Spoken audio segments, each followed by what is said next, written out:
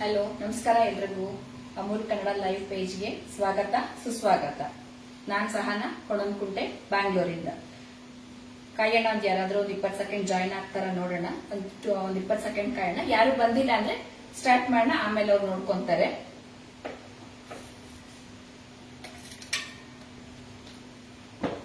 ಯಾರಾದ್ರೂ ಬಂದಿದಾರ ಲೈವ್ ಅಲ್ಲಿ?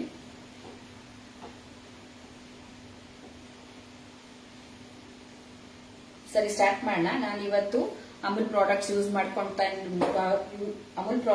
ಮಾಡ್ಕೊಂಡು ಮಾಡ್ತಾ ಇರೋ ರೆಸಿಪಿ ಬಂದ್ಬಿಟ್ಟು ಬಾಕರ್ವಾಡಿ ಅಂತ. ಅದಕ್ಕೆ ಏನೇನ್ ಬೇಕು ಅಂತ ತೋರಿಸ್ತೀನಿ ಬನ್ನಿ. ಅದಕ್ಕೆ ಬೇಕಾಗಿರೋ ಪ್ರಾಡಕ್ಟ್ಸ್ ಬಂದ್ಬಿಟ್ಟು ಎಳ್ಳು, ಧನಿಯಾ, ಸೋಂಪು, ಜೀರಿಗೆ, ಇಂಬ್ಲಿ ಚಟ್ನಿ, ಡೆಸಿಕೇಟೆಡ್ ಕೋಕೋನಟ್, ಆಮೇಲೆ ಅಚ್ಚ ಖಾರದ ಪುಡಿ, ಅರಿಶಿನ, ಇಂಗು,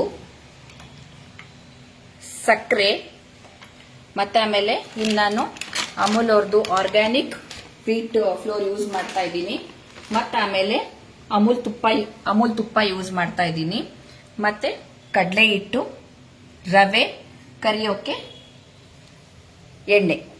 ಈಗ ಪ್ರೋಸೆಸ್ ಸ್ಟಾರ್ಟ್ ಮಾಡ್ಕೊಳ್ಳೋಣ. ಈ ಬಾಕರ್ವಾಡಿಗೆ ಏನ್ ಮಾಡಬೇಕು ಅಂತಂದ್ರೆ, ಮೊದಲು ಒಂದು ಪಾತ್ರೆ ತಗೊಳ್ಳಿ. ಅದಕ್ಕೆ ಈಗ ನಾನು ಯೂಸ್ ಮಾಡ್ತಾ ಇರೋದು ಅಮೂಲ್ ಆರ್ಗ್ಯಾನಿಕ್ ಆಟ. ತುಂಬಾ ಚೆನ್ನಾಗಿದೆ ಆಟ, ಇದು ಸಾಫ್ಟ್ ಆಗಿರುತ್ತೆ. ಇದು ಈ ಬೌಲಲ್ಲಿ 1 ಬೌಲು ಗೋಧಿ ಹಿಟ್ಟು, ಇದ್ರ ಜೊತೆಗೇನೆ ಇನ್ನೊಂದು ಅರ್ಧ ಬೌಲು ಹಾಕೊಂಡಿದ್ದೀನಿ. ಇದಕ್ಕೆ 3/4 ಬೌಲು ರವೆ ಹಾಕೊಳ್ಳಿ. ಚಿರೋಟಿ ರವೆ ಇದ್ರೆ ಒಳ್ಳೇದು, ಇಲ್ಲಾಂದ್ರೆ ಮೀಡಿಯಂ ರವೆ ಯೂಸ್ ಮಾಡ್ಕೋಬಹುದು. ಮೀಡಿಯಂ ರವೆ ಯೂಸ್ ಮಾಡೋರು ಒಂದ್ಸತಿ ಮಿಕ್ಸಿಲಿ ಹಾಕಿ ಮಾಡ್ಕೊಳ್ಳಿ, ಕ್ರಿಸ್ಪಿಯಾಗಿ ಬರುತ್ತೆ ಇದು. 3/4 ಇದು ಹಾಕೊಂಡಿದ್ದೀನಿ.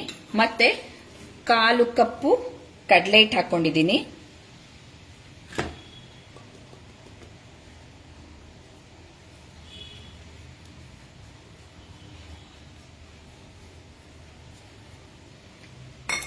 ಇದು ಕಲಸಲಿಕ್ಕೆ ರುಚಿಗೆ ತಕ್ಕಷ್ಟು ಉಪ್ಪು,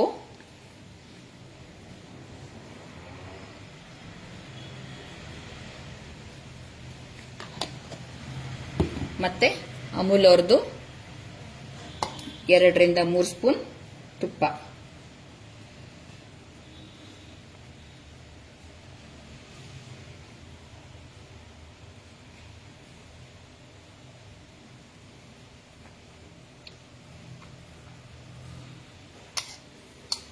ಫಸ್ಟೇ ನೀರು ಹಾಕೋಬೇಡಿ, ಇದನ್ನ ನೀಟಾಗಿ ಈ ತರ ಕಲಸ್ಕೊಳ್ಳಿ. ನೋಡಿ,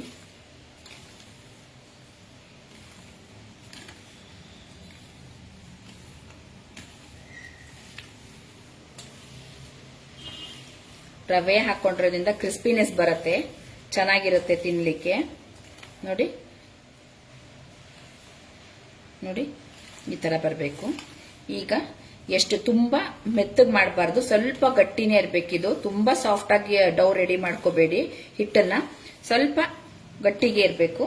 ಈಗ ಅಗತ್ಯ ತಕ್ಕಷ್ಟು ನೀರು ಹಾಕ್ಬಿಟ್ಟು ಇದನ್ನ ಮಾಡ್ಕೊಳ್ಳೋಣ.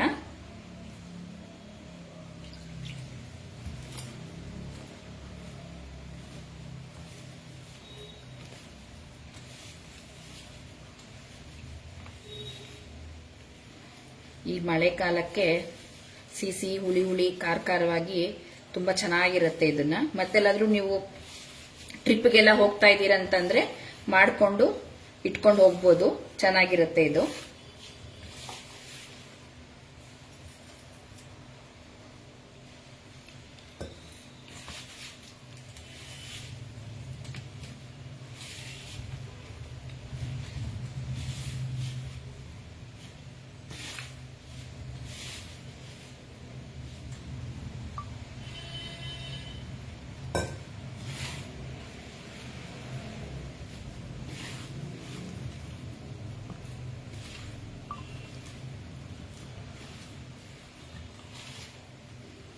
ಇದು ನೆನಿಬೇಕು ಒಂದು ಸ್ವಲ್ಪ.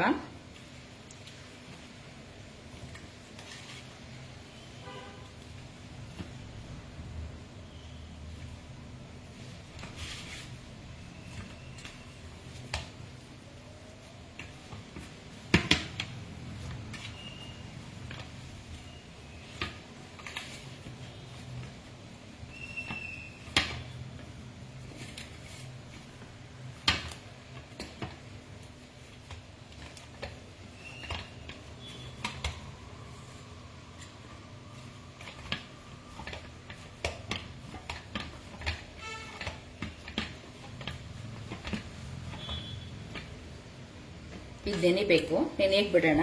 ಬಟ್ ಅಷ್ಟೊತ್ತಿಗೆ ನಾನು ರೆಡಿ ಮಾಡಿಟ್ಟಿದ್ದೀನಿ ಹಿಟ್ಟು. ನೋಡಿ ಈ ತರ ಸ್ವಲ್ಪ ಗಟ್ಟಿಯಾಗಿರ್ಬೇಕು ಹಿಟ್ಟು.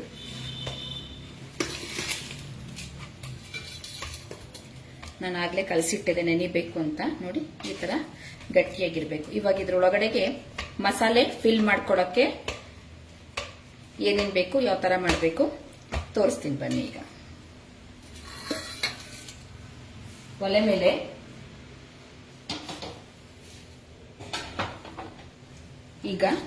ಬಾಣಲೆ ಇಟ್ಬಿಟ್ಟು ಇದಕ್ಕೆ ನೀವೆಷ್ಟಾದ್ರೂ ನಿಮ್ ಕ್ವಾಂಟಿಟಿ ನೀವು ತಕ್ಕಂಗೆ ನೀವು ಮಾಡ್ಕೊಳ್ಳಿ. ನಾನೀಗ ತೋರಿಸ್ತೀನಿ. ಇದು 2 ಸ್ಪೂನ್ ಧನಿಯಾ, 1.5 ಸ್ಪೂನು ಎಳ್ಳು, 1 ಸ್ಪೂನು ಸೋಂಪು,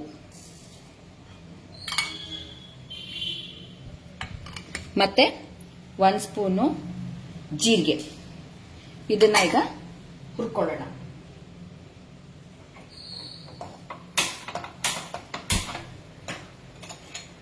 ಪರಿಮಳ ಬರೋವರೆಗೂ ಇದನ್ನ ಡ್ರೈ ರೋಸ್ಟ್ ಮಾಡ್ಕೋಬೇಕು. ಇದನ್ನ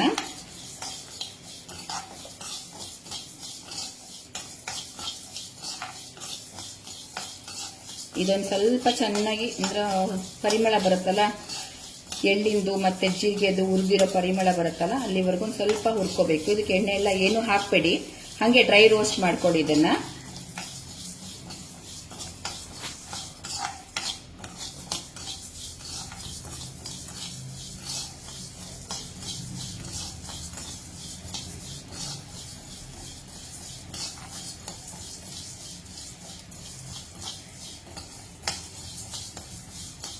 ಈಗ ಒಂಚೂರು ಪರಿಮಳ ಬರ್ತಾ ಇದೆ. ಇದಾದ್ಮೇಲೆ ಡೆಸಿಕೇಟೆಡ್ ಕೋಕೋನಟ್ ಅಂದ್ರೆ ಒಣ ಕೊಬ್ಬರಿ, ನಿಮ್ಮೆಲ್ಲ ಒಣ ಕೊಬ್ಬರಿನೇ ಯೂಸ್ ಮಾಡಬಹುದು. ಅದ್ರ ಮೇಲೆ ಇರೋದು ಕಪ್ಪು ತೆಗೆದ್ಬಿಟ್ಟು ತುರಿದಿಟ್ಕೊಳ್ಳಿ. ಇದಕ್ಕೆ ಇದು 2.5 ಸ್ಪೂನು. ಇದನ್ನೀಗ ಚೆನ್ನಾಗಿ ಹುರಿಬೇಕೀಗ. ಚೆನ್ನಾಗಿ ಹುರಿಲಿಲ್ಲ ಅಂದ್ರೆ ಹಸಿ ವಾಸನೆ ಬಂದಂಗ ಆಗತ್ತೆ, ಟೇಸ್ಟ್ ಚೆನ್ನಾಗಿರಲ್ಲ. ಚೆನ್ನಾಗಿ ಹುರ್ಕೋಬೇಕು, ಇದನ್ನು ಡ್ರೈ ರೋಸ್ಟ್ ಮಾಡಬೇಕು.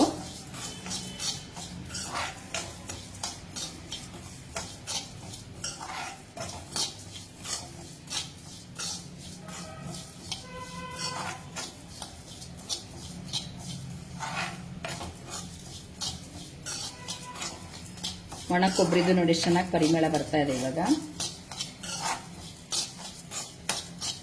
ನೋಡಿ ಇಷ್ಟಾಗಿದೆ. ಈಗ ಗ್ಯಾಸ್ ಆಫ್ ಮಾಡೋಣ. ಇದನ್ನ ಆಗಿದೆ ನೋಡಿ, ಕೆಂಪಗಾಗಿದೆ. ಇದನ್ನ ತಣ್ಣಗೆ ಹಾಕಿಬಿಡೋಣ. ಇದ್ರ ಜೊತೆಗೆ ಮತ್ತೊಂದಷ್ಟು ಪದಾರ್ಥ ಸೇರಿಸಬೇಕು. ಅದೇನು ಅಂತ ಹೇಳ್ತೀನಿ ಈಗ. ಇದ್ರ ಜೊತೆಗೆ ಈಗ ಅಗತ್ಯಕ್ಕೆ ತಕ್ಕಷ್ಟು ಖಾರದ ಪುಡಿ,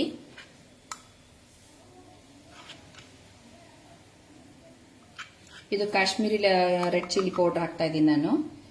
ಆಮೇಲೆ 1/4 ಚಮಚ ಅರಿಶಿನ, ಚಿಟಿಕೆ ಇಂಗು,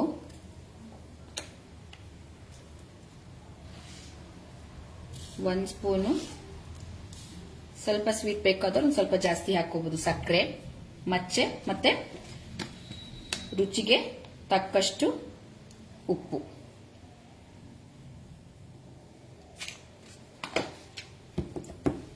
ಇದನ್ನೆಲ್ಲ ಒಂಚೂರು ಮಿಕ್ಸ್ ಮಾಡಿ ತಣ್ಣಗಾದ್ಮೇಲೆ ಮಿಕ್ಸಿಗೆ ಹಾಕೊಂಡಿಟ್ಕೊಳ್ಳಿ. ಈಗ ಹೆಚ್ಚಿಗೆ ಆಯ್ತು ಅಂದ್ರೆ ಏನ್ ತಲೆ ಕೆಡಿಸ್ಕೋಬೇಡಿ, ಬೇರೆ ಏನಾದ್ರೂ ಸಬ್ಜಿ ಎಲ್ಲ ಮಾಡಿದಾಗ ಇದನ್ನ ಹಾಕೊಂಡ್ರು ಆಗತ್ತೆ. ಯಾಕೆಂದ್ರೆ ಡೆಸಿಕೇಟೆಡ್ ಕೋಕೋನಟ್ ಎಲ್ಲ ಹಾಕಿರೋದ್ರಿಂದ ಏನು ಪ್ರಾಬ್ಲಮ್ ಇಲ್ಲ.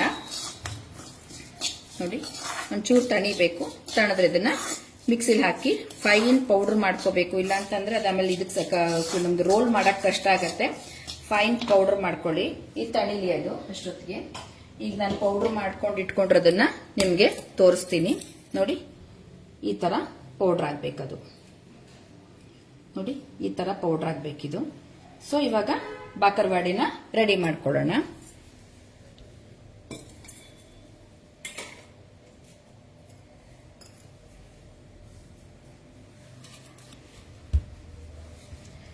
ಈ ಕಲಸಿರೋ ಹಿಟ್ಟನ್ನ ಒಂಚೂರು ಹಿಂಗ್ ನಾದ್ಕೊಂಡು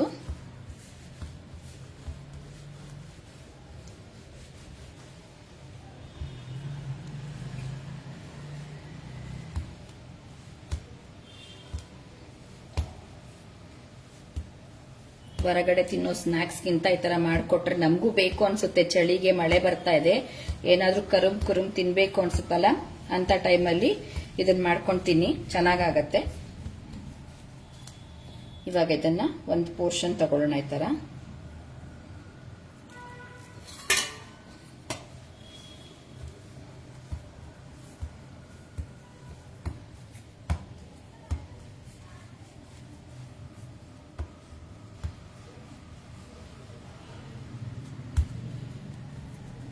ನೋಡಿ, ಈ ತರ ಮಾಡಿಕೊಂಡು ಒಂದು ಸ್ವಲ್ಪ ಹಿಟ್ಟಲ್ಲದ್ದಿ ಲಟ್ಟಿಸ್ಕೋಬೇಕು.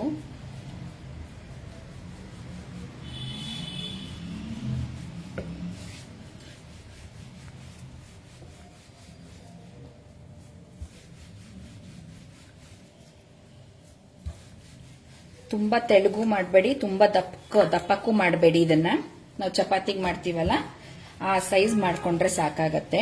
ಆ ದಪ್ಪ ಇರ್ಲಿ, ಚಪಾತಿ ಸೈಜ್ ಮಾಡ್ತೀವಲ್ಲ ಆ ಸೈಜ್ ದಪ್ಪ ಇರ್ಲಿ ಇದು.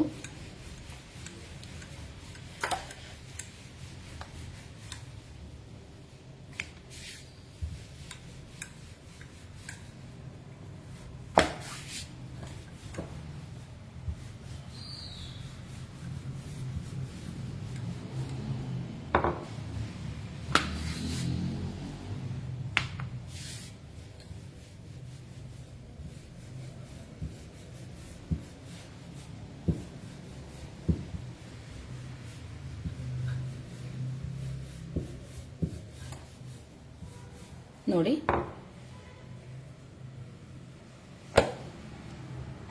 ನೋಡಿ ನೋಡಿ ಈ ಸೈಜ್ ಇದ್ರೆ ಸಾಕಾಗತ್ತೆ ನೋಡಿ. ಈಗ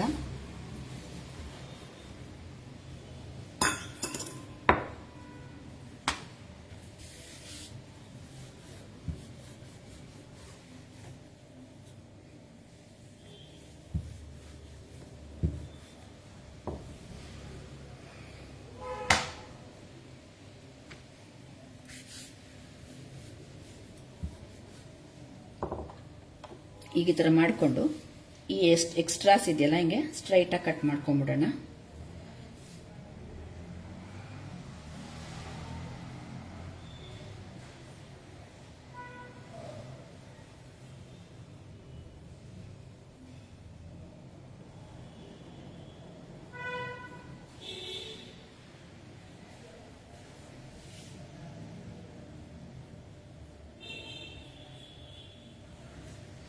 ಏನಾಗತ್ತೆ ಅಂದ್ರೆ ರೋಲ್ ಮಾಡಕ್ಕೆ ಚೆನ್ನಾಗತ್ತೆ. ಈ ಎಕ್ಸ್ಟ್ರಾಸ್ನ ಕಟ್ ಮಾಡ್ಕೊಂಡ್ಬಿಡೋಣ. ಈಗ ನೋಡಿ, ಈಗ ಕರೆಕ್ಟ್ ಆಗಿ ನೋಡಿ ಚಪಾತಿ ಯಾವ ತರ ಹದಕ್ಕೆ ಬರುತ್ತೋ ಆ ತರ ತಿನ್ನಕ್ ಬರುತ್ತೆ.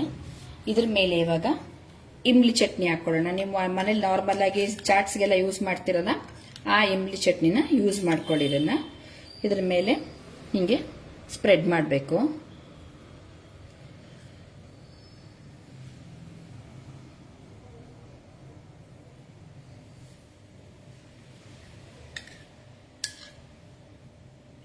ತುಂಬಾ ಜಾಸ್ತಿ ಹಾಕ್ಬೇಡಿ, ಮೆತ್ತ ಆಗ್ಬಿಡುತ್ತೆ. ಈವನ್ ಆಗಿ ಸ್ಪ್ರೆಡ್ ಮಾಡ್ಕೊಳ್ಳಿ.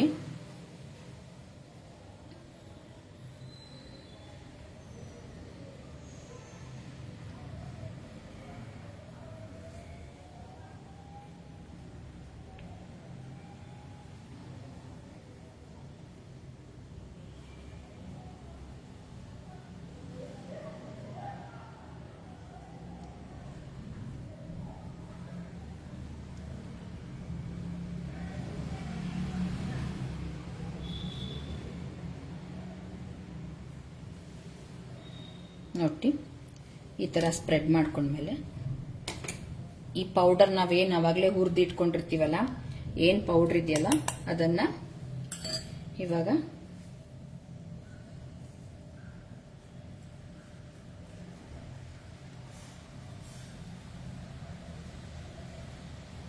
ನೋಡಿ, ಏನು ಪೌಡರ್ ಇದೆಯಲ್ಲ ಅದನ್ನ ಈವನ್ ಆಗಿ ಹಾಕಿರ್ತೀರಲ್ಲ ನೀವು ಇದ್ರ ಮೇಲೆ. ತುಂಬಾ ಜಾಸ್ತಿ ಹಾಕಬೇಡಿ, ಈವನ್ ಆಗಿ ಹಿಂಗೆ ಹಾಕೊಂಡು ಬನ್ನಿ. ಇದನ್ನ